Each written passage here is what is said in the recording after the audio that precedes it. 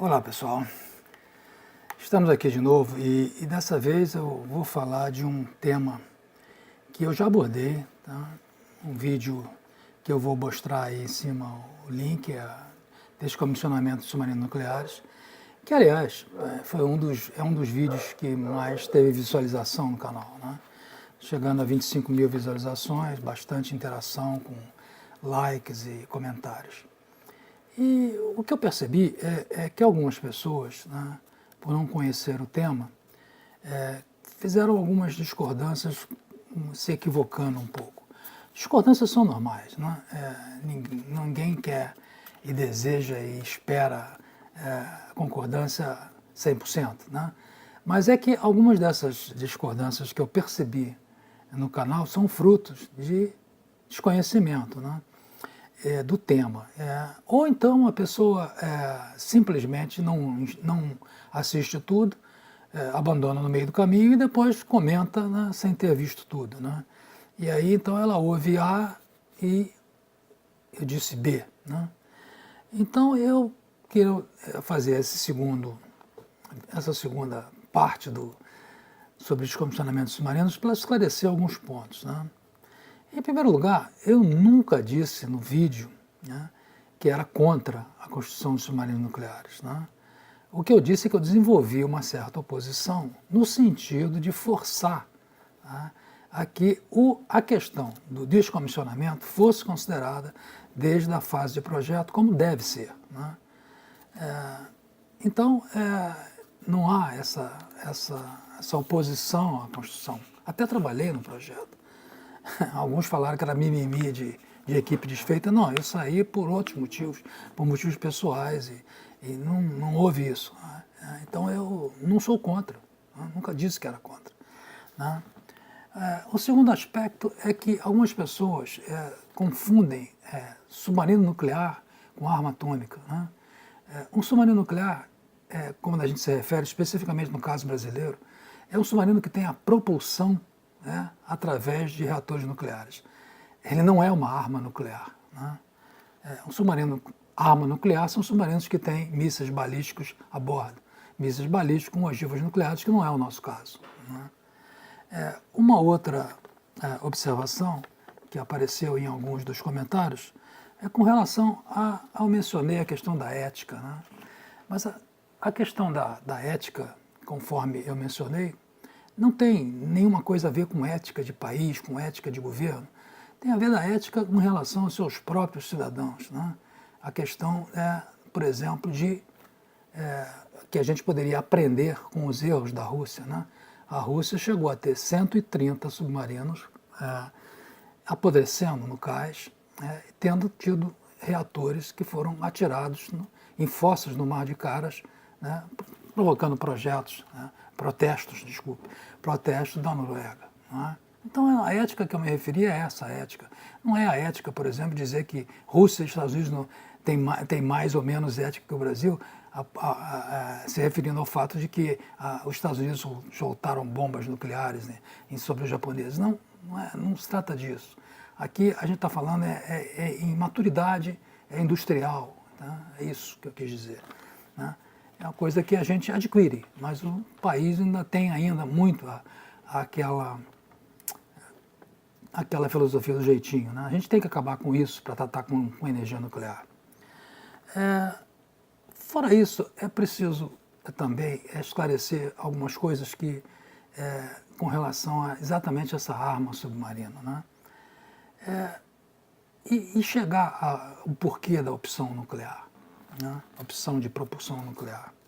Existem basicamente dois tipos de propulsão além da nuclear, né? A propulsão convencional diesel-elétrica, né, que é a que começou desde o início nos submarinos, né?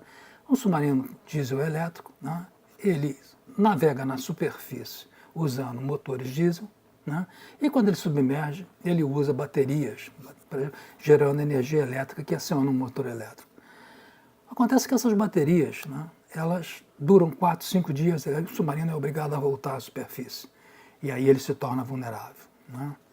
Então, o primeiro desenvolvimento que se tentou para corrigir esse problema foi um equipamento chamado snorkel, né, que nada mais é do que um tubo, né, em que, através desse tubo, é possível o submarino acionar os motores para carregar as baterias. Nesse momento também ele se torna vulnerável. Primeiro porque a velocidade tem que ficar bem baixa, porque afetaria esse tubo, teria que ser um tubo de alta resistência para aguentar se a velocidade fosse muito alta. Então ele tem que baixar a velocidade. Fora isso, ele se torna também vulnerável porque ele está na superfície mostrando aqueles mastros e, além disso, os dejetos da combustão estão indo para a atmosfera. Então torna o submarino bastante vulnerável. Então, o desenvolvimento continuou e surgiram, né, os sistemas de propulsão independente. O que são esses sistemas de propulsão independente? São sistemas que procuram não utilizar oxigênio para combustão, né? Então, basicamente, existem 4 tipos, né? O diesel, o sistema fechado de diesel, o closed diesel, né, cycle, o sistema de vapor fechado também, o ciclo de Stirling, né, que é um ciclo termodinâmico bem conhecido, né, inventado por um motor que foi inventado por um escocês no século XIX. Né, não é coisa nova o ciclo de Stirling, né, na teoria. Né. E, finalmente, a célula de combustível. Né, são essas 4 modalidades. O ciclo de diesel, né, o ciclo fechado de diesel, ele usa, tá, como meio interno dentro do ciclo uma mistura de oxigênio, né, e argônio. Né. E o grande desafio desse tipo de equipamento, desse tipo de opção, é o armazenamento, né, de oxigênio. Né. Esse é o grande calcanhar de Aquiles desse tipo de propulsão independente a ar. No seguinte, que é o ciclo fechado de vapor, né, também uma mistura de etanol e oxigênio queimada, e produz vapor para gerar eletricidade. Né. A França tem um sistema que ela denomina de MESMA, que tem bons resultados. Né. O ciclo de Stirling, várias nações estão utilizando, é um ciclo que tem uma eficiência termodinâmica muito alta, cerca de 50%, é uma das maiores eficiências termodinâmicas de um ciclo de um motor. Né. Então, esse é um ciclo fechado com um fluido também, que é aquecido por uma fonte externa. Essa fonte externa pode ser de diversos tipos, e algumas nações estão investindo nesse porque é uma eficiência muito alta. Né. E a célula de combustível, né, que você usa com hidrogênio como combustível e o oxigênio como catalisador para gerar energia elétrica. Né. Várias nações estão usando esses sistemas de independente a ar. Né. O Japão, né, acabou de lançar, agora no mês de março de 2018, se não me falha a memória, o 9º submarino da série com ciclo de Stirling. Né, é um submarino bastante moderno. A Suécia também usa, né, o ciclo de Stirling. A França usa o MESMA, né, que é um sistema próprio dela, um sistema de vapor, de ciclo fechado de vapor. A Espanha está usando células de combustíveis, a Índia também, a Rússia e a China estão usando o Stirling também. Os Estados Unidos nunca se interessaram muito por essa modalidade de propulsão. Né? Talvez porque eles têm uma grande frota de submarinos nucleares, eles não enveredaram por isso. Porque esses ciclos todos de sistemas de propulsão independentes, eles não são baratos. Tá? Lógico, são mais baratos que desenvolver um submarino nuclear, mas não são muito baratos e tem um grande problema de peças, de procurement. Né? Não existe ainda um mercado muito grande para isso. Então, a questão de peças tem se tornado um problema nessa opção. Né? Eu acho que, já disse isso no vídeo anterior, o almirantado brasileiro, acho que acertou. Né? O Brasil teve uma época que pensou em adquirir o sistema MESMA, né, da França, que equipa alguns Scorpènes. Mas parece que isso ficou de lado com a opção nuclear. Né? Então, voltamos então ao uma vez esclarecido que o submarino não é uma arma atômica, e as outras opções que poderiam ser utilizadas como sistemas de propulsão independente de ar que produzem, que oferecem ao submarino uma grande capacidade de permanecer embaixo d'água. Alguns desses submarinos com sistema independente de ar podem ficar até 20, 21 dias submersos, né? Diferente dos antigos submarinos que poderiam ficar 4, 5 dias. E diferente do nuclear, que podem ficar um tempo muito maior. Né? Então, voltando ao descomissionamento, para clarear aquelas questões, né, Eu nunca disse também que a minha restrição era por causa do custo do descomissionamento. A minha tese foi sempre que o descomissionamento deveria ser incluído na fase de projeto. E os recursos para isso, eu até estimei um valor, né? Estimei na época, baseado em custos americanos e custos russos, eu extrapolei um valor, que eu disse naquele vídeo, em torno de 20 milhões de dólares para fazer o descomissionamento de um submarino desse. Talvez isso esteja longe ou perto, é meio especulativo esse meu número, né? Então, nunca disse que isso seria o problema. O que eu sempre enfatizei naquele vídeo, e como algumas pessoas não entenderam, é que eu batalho para que isso seja incluído no planejamento desde a fase de projeto e os recursos sejam alocados. Para que a gente não incorra no erro de outras marinhas, especificamente a marinha russa, que foi o maior erro, né? E que obrigou à formação, né, de um esforço internacional para ajudar a Rússia, porque os submarinos estão deteriorando, né, no cais. E o submarino nuclear não é algo que você simplesmente corta, como eu já disse, expliquei naquele vídeo, né? O submarino nuclear exige um processo de descomissionamento nuclear, que é todo aquele que eu descrevi no vídeo. Até acho que as pessoas que não viram o vídeo, antes de verem esse, deviam ver aquele, né?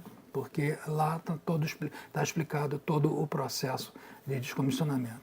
Então, fechando aqui isso, né, eu acho que uma vez que o Brasil obteve sucesso no enriquecimento de urânio, domina o ciclo de combustível nuclear e fechou uma parceria, né, com transferência de tecnologia para o casco resistente, não tem como voltar atrás, né? Eu acho que a gente tem que ir em frente com essa questão dos submarinos nucleares, que são armas, que são equipamentos condizentes com a estratégia de defesa nacional, né?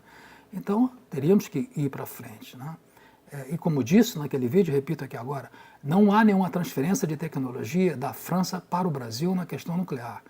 A transferência, toda ela que está sendo absorvida, é mais na questão estrutural, na questão do aço de alta resistência, que está sendo transferida pelos franceses. Nada na área nuclear está sendo transferido. Nenhuma nação transfere para outra nação essa parte nuclear, né? Então é isso, né? Simplesmente a minha luta nesse vídeo e em outros movimentos que eu fiz no passado é para que essa atividade seja incluída dentro da fase do projeto. E a Marinha, aparentemente, não está levando isso em conta, está negligenciando isso, é verdade. E a alegação é que isso não vai ocorrer agora, que temos tempo para pensar nisso. Não temos, né? Porque tem que haver um plano preliminar, né, na fase de projeto, que é detalhado à época do comissionamento, do descomissionamento, né? Então, é isso que eu tenho batalhado, né, para que isso seja incluído e, infelizmente, nós não estamos. Porque há alegações que isso não vai ocorrer agora, vai ocorrer daqui a 35 anos. 35 anos, se o submarino for muito bem construído, não tiver nenhum problema. Há casos de submarinos de equipamentos que não têm uma vida útil tão longa. Pode haver um problema qualquer no primeiro submarino e que ele tenha 5 anos de vida útil. E aí? Vamos fazer o descomissionamento daqui a 35 anos, vamos esperar no cais que apodreçam os equipamentos e que a radioatividade seja liberada lá em Itaguaí, né? É isso que eu tenho me batido, só isso, né? Então, acho que esclareci e vamos, quem gostar, clica aí para dar o likezinho, quem não gostar, dá o dislike e vamos até a próxima para...